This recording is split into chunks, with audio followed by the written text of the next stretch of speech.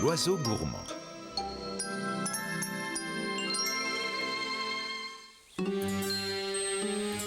Il fait un temps magnifique aujourd'hui. Toby et Grognon attendent Connie pour prendre avec elle le pique-nique qu'ils ont préparé pour le petit déjeuner. Mais alors, elle arrive, Connie, oui ou non? J'aime pas du tout attendre, moi. C'est le moment que choisit Connie pour apparaître. Elle a l'air très heureuse. Salut vous deux, je ne suis pas trop en retard. Si tu es en retard. On a préparé le pique-nique en t'attendant. Des pommes rouges, mon fruit préféré. Mais Connie remarque quelque chose qui ressemble à une balle abandonnée non loin de là. Tu as raison, Connie, c'est bien une balle. Et si on jouait un peu avant de manger? Et pourquoi pas? Ça nous mettrait en appétit. Et nos amis, oubliant leurs pommes, commencent à jouer et à taper dans la balle. Mais Connie l'envoie si loin qu'elle faillit écraser des fourmis et qu'elle finit sa course dans la rivière où, emportée par le courant, elle disparaît. Connie et ses amis sont plutôt déçus de ne plus pouvoir jouer. Je suis vraiment désolée. Tant pis, puisque c'est comme ça, ils décident de prendre leur petit déjeuner. Mais aux surprises, les 3 pommes ont disparu. Ça, c'est incroyable. Quelqu'un a mangé nos belles pommes bien rouges. Mais que fait Gros-Bec là-haut sur cette branche?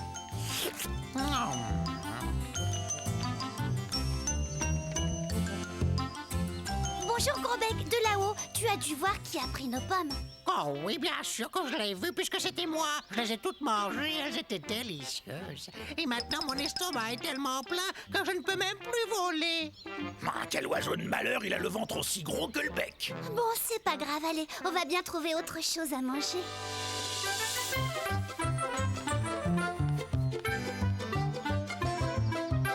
Et Connie, Toby et Grognon se mettent en route à la recherche de leur petit déjeuner.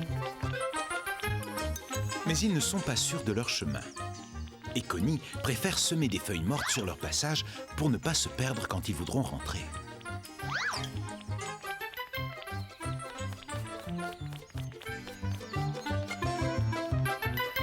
Les voyant ainsi s'éloigner, Gros-Bec se dit que lui aussi, il irait bien se promener. Attendez-moi, attendez-moi, attendez-moi. Je veux venir aussi, je veux venir aussi. Attendez-moi, attendez-moi, attendez-moi. Pour les rattraper, Gros-Bec a des pattes trop petites, alors il bat très fort des ailes, ce qui fait s'envoler les feuilles de Connie. Après avoir marché très longtemps, nos 3 amis arrivent au bord d'un grand lac. Personne n'avait encore jamais vu ce lac auparavant. Cet endroit ne me dit rien qui vaille.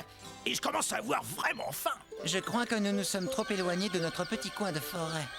Connie se dit qu'elle est d'accord avec Toby. À mon avis, c'est le moment de rentrer maintenant. Tu as raison, Toby, on ne trouvera pas de pommes ici. Retournons là d'où nous venons. Ça va être facile, nous n'avons qu'à suivre les feuilles que j'ai semées derrière nous. En route. Heureusement que tu as eu cette idée géniale, Connie. Moi, en tout cas, je serais incapable de retrouver notre chemin.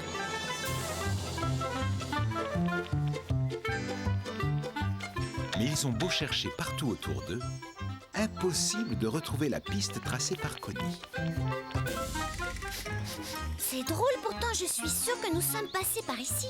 Qu'est-ce qu'on va faire maintenant? Si on ne retrouve pas la piste, on ne pourra jamais rentrer chez nous. Oh non, c'est bien notre veine, ça. Je n'aime pas du tout être perdu, moi. Coucou, salut la compagnie, ça y est, je vous ai enfin retrouvé. Je vous ai cherché partout. Où étiez-vous passé? Ça vous embête si je viens jouer avec vous? Pas du tout, au contraire, mais il faut d'abord qu'on retrouve notre chemin.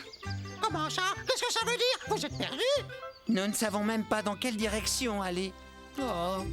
Connie avait eu la bonne idée de semer des feuilles derrière elle, mais c'est comme si quelqu'un les avait toutes retirées. Tu penses que c'est quelqu'un qui l'a fait exprès, mais qui aurait voulu nous perdre? Ah, je crois que c'est moi en fait, mais je l'ai pas fait exprès. J'ai fait du vent avec mes ailes en essayant de vous rattraper. C'est ça qui a fait s'envoler les feuilles, et c'est ma faute si vous êtes perdus. C'est malin, tu ne pouvais pas rester dans ton arbre au lieu de nous suivre, hein? Pauvre Gros Bec, il regrette sincèrement ce qu'il a fait. Après tous les embêtements que je vous cause, vous pensez sûrement que je ne mérite pas d'être votre ami. Tu ne pouvais pas deviner que ces feuilles étaient importantes. Mais rien ne serait arrivé si tu n'avais pas mangé nos pommes. Mais ça ne fait rien, on te pardonne. Tu peux rester notre ami. C'est vrai? Tu le penses vraiment? On peut rester amis? C'est super, merci Connie. J'ai jamais été aussi heureux. Gros-bec, je sais que tu es un oiseau intelligent et que tu connais bien la forêt. Est-ce que tu sais où nous sommes? Et comment rentrer? Connie a vu juste. Gros Bec connaît la route pour rentrer à la maison. Et il est ravi de pouvoir aider ses amis en leur montrant le chemin. Connie, Toby et Grognon en profitent pour admirer les magnifiques paysages que Gros Bec leur fait traverser.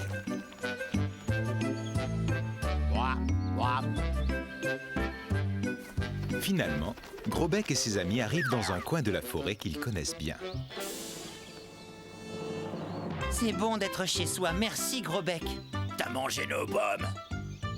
Mais je crois quand même que t'es gentil dans le fond. Merci Grognon, ça m'a fait plaisir de rendre service à des amis comme vous.